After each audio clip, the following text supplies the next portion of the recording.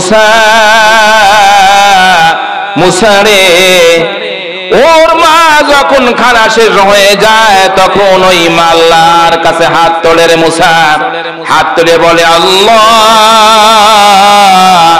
একটু সুযোগ দাও ফিরাউনের, একটু সুযোগ দাও, কিছুদিন আমার খেদমত করুক। যদি আমার ফিরাউনকে তুমি মুসার দোয়ায় গজব দিয়ে দাও, বিদায় করে দাও, আমারে কে খাওয়াইবে? কাজেই রব্বুল আলামিন তোমার দরবারে দরখাস্ত, আমার ফিরাউনকে আরো কিছুদিন অবকাশ দিয়ে দাও। এই কারণে মুসা আমি ফিরাউনের আরো কিছু কাল অবকাশ দিয়েছি। কত বছর রাজত্ব করেছিল? ওই দেখছিও কয় কি বলে মনে নাই, কত বছর রাজত্ব করেছিল? 4 থেকে 450 বছর ফিরাউন রাজত্ব করেছিল। কিন্তু তার মায়ের দোয়ার কারণে 4 থেকে 450 বছরের ভিতর একদিনও তার মাথায় ব্যথা ওঠে না। বুড়া মায়ের দোয়া। এই জন্য একটি মেসেজ, যাদের ঘরে মা আছে, যাদের ঘরে বাপ আছে, বুড়া হয়ে গেছে, মেহেরবানি করে ওই সন্তানদের হাতে এবং পায়ে পড়ে বলে যাই, বৃদ্ধ মা বাবাকে কষ্ট দিও না, কপাল পোড়াইও না, মা বাবার খেদমত করো, গরিব হইবা না। মা বাপ যদি সামান্য একটু উপরের দিকে তাকায়, তোমার আজীবন মেয়াদী তোমার ভাগ্য খুলে যাবে। এই জন্য যাদের ঘরে মা আছে এবং বাবা আছে তাদের খেদমত করা লাগবে, মনে রাখবেন। যেহেতু ওইটা আমার আলোচ্য বিষয় না, আমি ওখানে বলবো না, শুধু এতটুকু বলে গেলাম, মা এবং বাবা যদি কারো জন্য দোয়া করে, ওই পিতা মাতার দোয়ার কারণে ওই সন্তানের কপাল খুলে যাবে। আর যদি বদদোয়া করে দেয়, যত বড় লাটের বেটা হও না কেন, ভাগ্য আর ভালো হবে না। যেখানে যাইবা সেখান থেকেই ক্ষতি আর ক্ষতি। কয়টা গেল? 4 নম্বর হলো রে মুসা তৎক্ষণাৎ ফিরাউনকে শাস্তি না দেওয়ার 4 নম্বর কারণ হলো,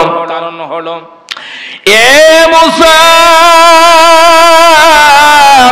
শুনে রাখো রে মুসা, তোমার মুখে লম্বা লম্বা দাড়ি আছে, তোমার গায়ের ভিতর লম্বা জামাও আছে।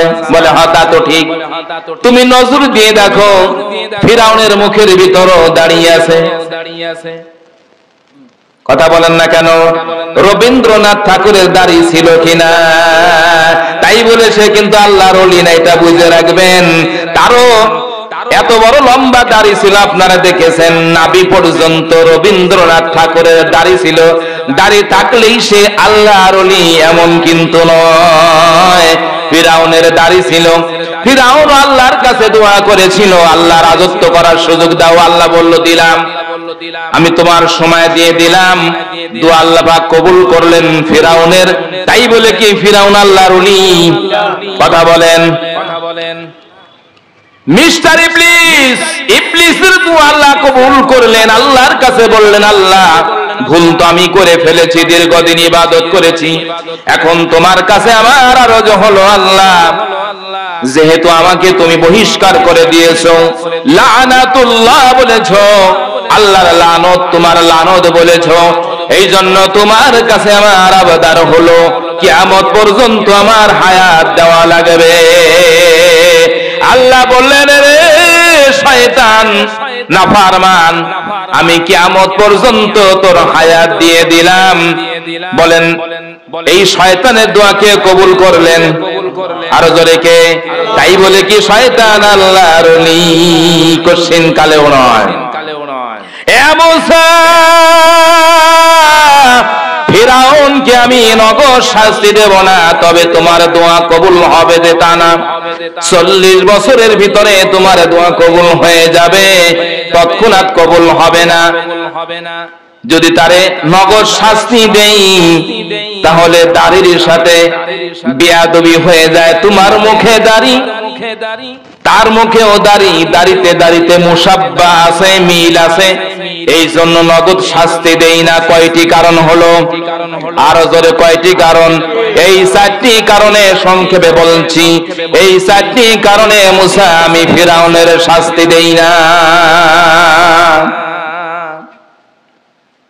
মুসা পয়গম্বর জলিল কদর ছিলেন, তেজস্ব ছিলেন, রাগী মিজাজের ছিল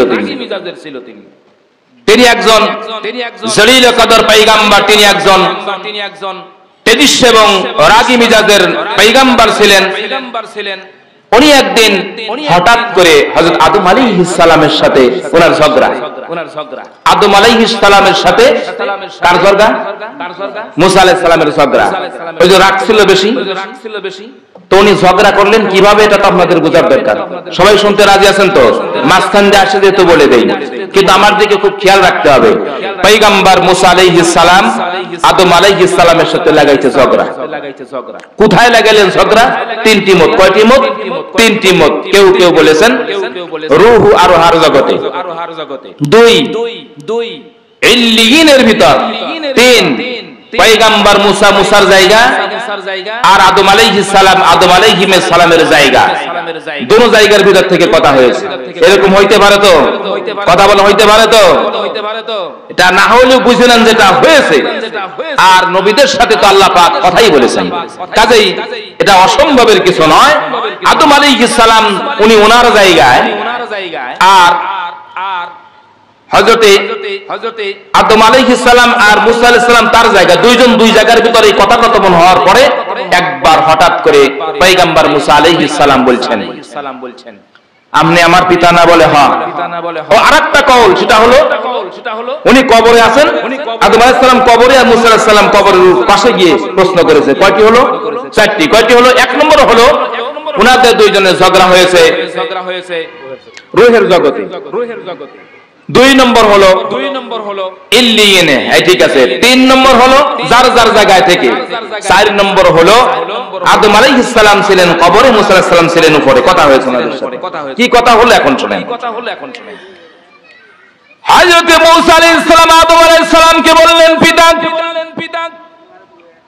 আপনি আমার পিতা? বলে হ্যাঁ।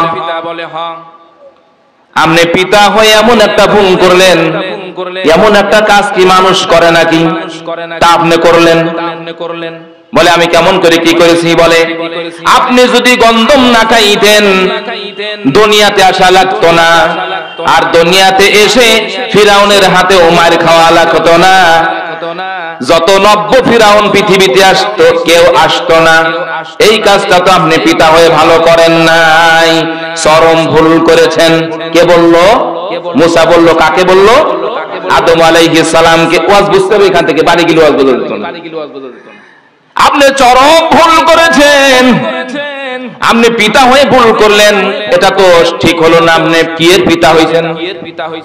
আদম আলাইহিস সালাম রাগ করলেন না, তিনি নরম না, রাগ করলেন না। তিনি বললেন ও এটা ভুল মনে করতেছো। বলে হয় না তো ভুল, আপনার কারণে ফিরাউনের হাতে মার খাওয়া লাগে আমার। এই কাজ কেন করলেন? কেমন করে করলেন আপনি? একটু বুঝবান মানুষ হয়ে, জাতির পিতা হয়ে আপনি কেন কাজ করলেন?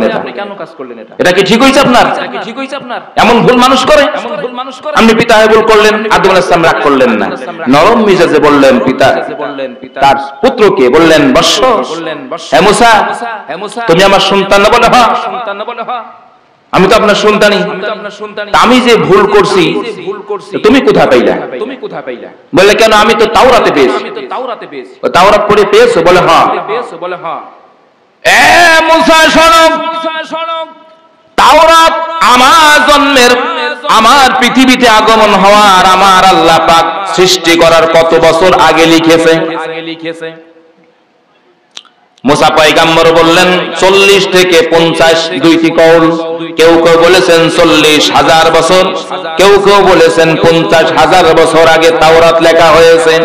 আদম আলাইহিস সালাম মুস্কি হাসি দিয়ে বললেন, একটু খেয়াল করে বোঝো বেটা, উস্তাদের মার কিন্তু শেষ রাতে একটা দিয়ে দেব, একটু চিন্তা করে খেয়াল করে প্রশ্ন করো নাই। আদম আলাইহিস সালাম, মুসা আলাইহিস সালাম কিছু এরকম প্রশ্ন আল্লাহর সাথেও করতেন। যখন মেরাজে যাচ্ছিল নবী আলাইহিস সালাম ওনাকে সালাম দিয়ে বললেন, উনি হলেন মুসা আলাইহিস সালাম, সালাম দেন। নবী আলাইহিস সালাম সালাম দিলেন। সামনে যখন চলছে উপরে যাবেন, মুসা আলাইহিস সালাম আছেন ষষ্ঠ আকাশে, ওখানে সাক্ষাতের পর কথাকাতন হয়ে গেল। এখন সামনের দিকে চলছে, উপর দিকে যখন চলছে তখন নিচ থেকে মুসা পয়গাম্বর বলছে, দেখছো এই কেটা কাজ, খুব খেয়াল করেন আমার দিকে, এই কেটা কাজ করছে নাকি? ইনসাফ গেলটা কোথায়? ইনসাফ কোথায় গেল? আমার পরে এসে সে উপরে চলে যাচ্ছে আমার উপরে, এটা কি ইনসাফ হলো? এটা ইনসাফের কথা? নবী আলাইহিস সালাম জিবরাইলকে বলেন, ভাই জিবরাইল, ওই যে ইনসাফের কথা বললেন উনি কে? বলে কেন, পরিচয় হলো মুসা নবী। বলে তাই নাকি? বলে হ্যাঁ, উনি তো মুসা পয়গম্বর।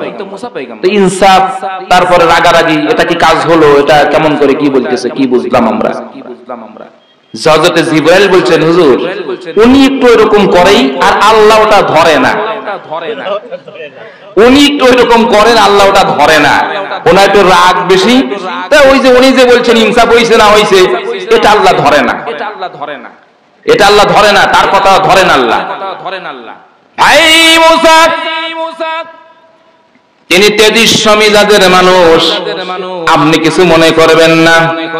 তবে নবী শুনে রাখেন, মুসা পয়গম্বরের কাছে যখন মালাকুল মাউত এসেছিল, আমি জিবরাইলও কাছেই ছিলাম, পাশাপাশি ছিলাম। এমত অবস্থায় মালাকুল মাউত হযরতে মুসা পয়গম্বরকে বলেছে, আপনার জান কবজ করার জন্য এসেছি। দেরি নাই, সঙ্গে সঙ্গে এমন একটা থাপড় দেশে রে মালাকুল